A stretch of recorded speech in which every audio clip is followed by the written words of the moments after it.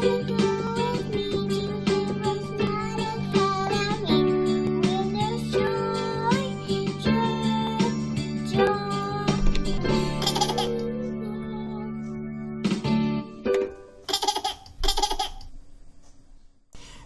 right, hello boys and girls, moms and dads. Welcome to Heroes Modern School Academy. This is 5th grade science, week number 20. All right, so today we're going to be talking about soil and its properties. All right, so we take certain things for granted now. Which kind of soil do we have in my backyard? Well, you're going to know today from what we're going to be talking about. So week number 20 is going to be about soil and its properties. All right, so what are the different types of soils that we have? Well, the surface material that covers the land area of the earth is called the soil. So that's going to be the definition of the soil over there. So the earth is going to be covered by a surface material called the soil. Okay, it consists of inorganic matter and organic matter, and provides the structural support to plants used in agriculture. Did you know that if we don't have the soil, then plants really can't grow? That's correct. If everywhere was just, if concrete was poured everywhere and we don't have natural soil, then we can't really grow potatoes. We can't grow corn. We can't grow rice. We can't grow everything that we eat right now. So food items and plants will require some soil. Okay, so there are 4 major categories of soil. So there is something called sand. You probably have heard of that before, but that's not the only type of soil. Then there is silt as well. Okay, can you see that? Silt. So there is sand, there is silt, and then there is clay, and then there is loam.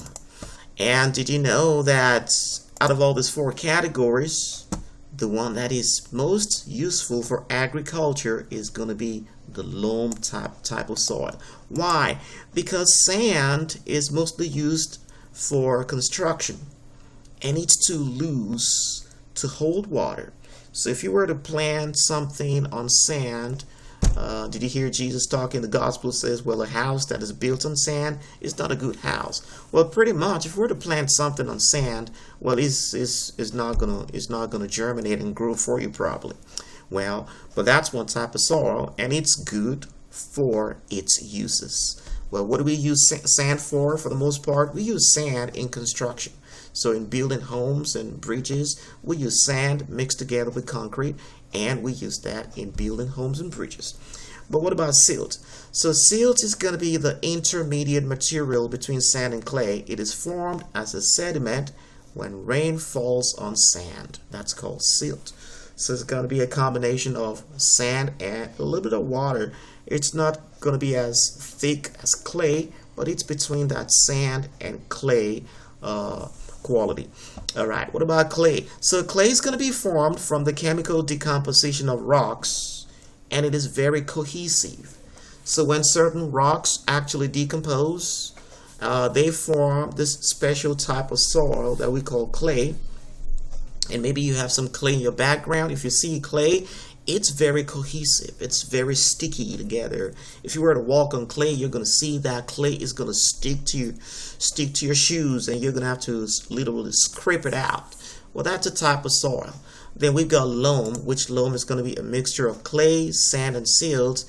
And in the right kind of proportion, that kind of soil is going to be useful for agricultural purposes. Why? Because it can retain water, and it favors air circulation and fertility for plants. So those are the 4 major categories of soils. Please do not forget sand, silt, clay, and loam. Are you going to remember? We can create an acronym so you can remember SSCL. How about that? Sand, silt, clay, and loam. All right. So there is another critical concept about soil that you need to be aware of. It's called erosion. So this is the gradual washing away of the topsoil by wind or by running water. Okay, so you can just memorize it like that. So when you think about erosion, it's what literally happened to that man who built his house on the sand in the Bible. The Bible says that there was a foolish man who built his house on sand, and when the rain came, the rain washed it away. Well, the process of washing something away is what we call erosion. And erosion reduces the usefulness of the soil as described and are described into two categories.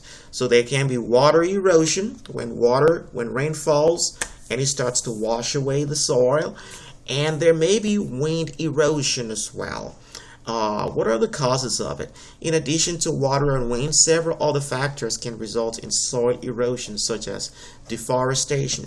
Well, that's going to be when people start to cut down trees, and then there are no natural wind breakers anymore because there are no trees.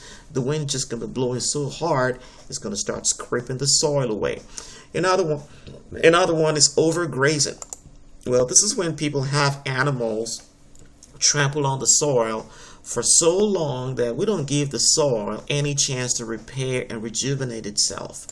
Another reason for erosion is going to be bush burning. So lots of people, if they just want to clear the bush or something like that, they just set it on fire. Now, when you set it on fire, you're going to burn the grass, quite all right, but at the same time, you're going to be damaging the soil. Another thing is going to be soil removal. So during construction activities, so we're going to have excavators over there just digging into the dirt and starting to remove the soil away. All these are going to be additional reasons why the soil loses its potential good quality, and we want to package all of those as erosion. All right. Another one, of course, is going to be continuous cropping. Just keep on planting on the same soil year in, year out, not knowing that, well, the soil actually needs some rest as well.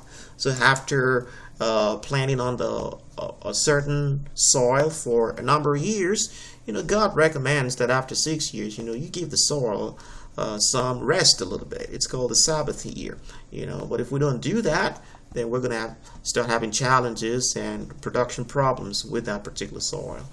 Other natural causes of erosion can be the shape of the soil. High and slopy lands can result in water erosion, while smooth and level ground may be good for useful purposes. Leaching. This describes the downward movement of water and nutrients in the soil, which leads to a loss of nutrients and erosion. What about flood? Excessive rain leading to flood may also result in soil erosion.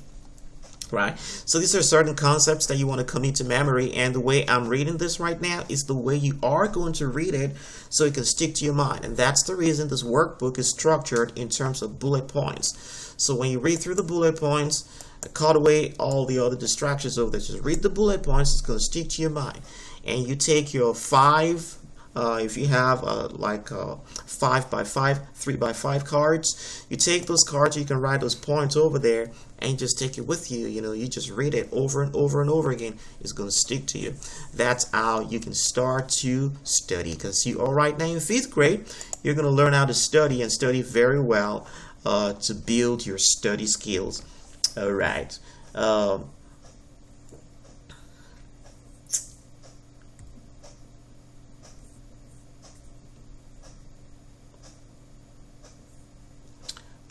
Let's see over here. So, harmful effects of soil erosion. Poor growth of crops, damages to houses, damages to roads. Wind erosion may carry debris, which can cause health problems. All right. So when there is erosion and it's not controlled, we're not going to yield a bountiful harvest from that soil. And we can start having problems over there. That's the reason the science community is big on controlling soil erosion. So how do we do that? Well, plant cover crops.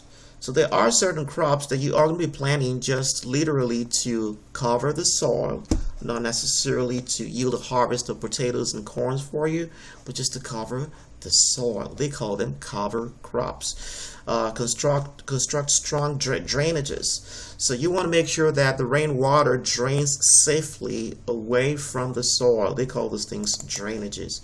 Plant trees to break wind speed. Okay, so if you cut down certain trees, plant another one. All right, breaking slopy lands and constructing crossbars between the ridges on the farm. All right, so these are going to be certain things that you want to make sure that you are versed about. All right, so quick question. Define soil erosion. Can you remember that? I believe you can. So soil erosion is going to be the gradual washing away of the topsoil by wind or by running water. All right. Describe two types of soil erosion and how to prevent them. All right. What's the first type? Water. And then the second type, wind erosion. So how do we prevent them? Well, we prevent them by planting cover crops, constructing strong drainages, or planting trees. And all of these reasons that we talked about are going to be relevant and good answers to that question. All right, so that's what I got for you today, boys and girls. Week number 20, grade 5 science. I want to thank you, boys and girls, for joining me today. Remember, God cares about you, and so do we. Bye-bye. I'll be your hero's buddy, and as you study with heroes born, I will be your friend. So don't you